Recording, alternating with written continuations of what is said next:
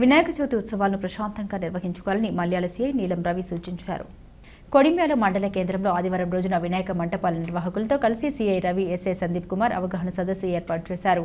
మండపాల నిర్వాహకులు ఆన్లైన్లో తమ పేర్లు నమోదు చేసుకోవాలని, 24 గంటల పాటు 2-3 తప్పనిసరిగా అక్కడ ఉండేలా చూసుకోవాలని, డీజే సౌండ్స్ అనుమతి లేవని తెలిపారు. వీటితో పాటు అతి ముఖ్యంగా విద్యుత్ వైర్ల పట్ల జాగ్రత్త వహిస్తూ విద్యుత్ శాఖతో సమన్వయంగా మండపాలు నిర్వహించాలని ఏఈ రఘునాథ్కు సూచించారు. నిమజ్జన యాత్రలో ఎలాంటి ఘటన జరగకుండా విద్యుత్ శాఖ ముందు జాగ్రత్తలు చేపట్టాలని సీఐ రవి అన్నారు. మాకు ఆన్లైన్ అయితే డైలీ మాకు చెకింగ్ వస్తూ ఉంటుంది. మేము నైట్ టైంలో మీరు పడుకున్నప్పుడు వినాయక మండపం దగ్గరికి వచ్చి మేము ఆన్లైన్లో చెక్ చేస్తాం. ఎందుకంటే మనకు తెలుసు ఇది చాలా మన తెలంగాణలోనే కావచ్చు, ఇండియాలోనే కావచ్చు చాలా ముఖ్యమైన పండుగ. ఇంత పెద్ద పండుగ ఎన్ని రోజులు జరిగే పండుగ వేరే ఏది లేకపోవచ్చు. ఇల్లులో ముఖ్యంగా యూత్ ప్రధానంగా భాగస్వామ్యం అవుతారు. మీరు పడుకున్న టైంలో ఏంటంటే ఎవరైనా వచ్చి వేరే వాళ్ళు వచ్చి ఆ లడ్డును లేదంటే దేనివల్ల డిస్టర్బ్ చేసే అవకాశం ఉంది. ఆడ ఉండిని ఎత్తుకపోయే సంఘటనలు కూడా జరుగుతాయి. సో జనరల్గా ఎవరైనా ఒక్కరోజు వచ్చి అయ్యో పాపం ఇట్లయినా అంటారు, కానీ తెల్లారు ఎవరు రాడు అయ్యో పాపం అన్నాడు.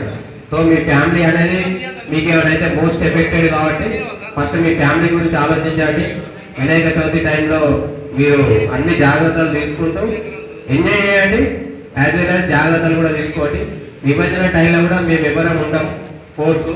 ఇప్పుడు సపోజ్ చెప్తున్న ఒక కుటుంబంలో ఒక పెద్ద ఉంటాడు, నానున్నప్పుడు ఆ కొడుకు అంత వెయిట్ పడదు, పని చేసిన వాళ్ళకు వెయిట్ ఏం పడదు. ఏదైనా ఉంటే మా నాన్న చూసుకుంటారులే అదే అనుకుంటారు. ఇప్పుడు నిమజ్జన టైంలో కూడా అంతే. మేము ఉన్నామనుకో ఏదైనా చిన్న గొడవ అయినా కానీ మేము వచ్చి ఆపగలుగుతాం, నేను చూసుకోగలుగుతా. ఏదైనా చిన్నదైనా కూడా వాళ్ళకు వీళ్ళకు సర్ది చెప్పి పంపగలుగుతా.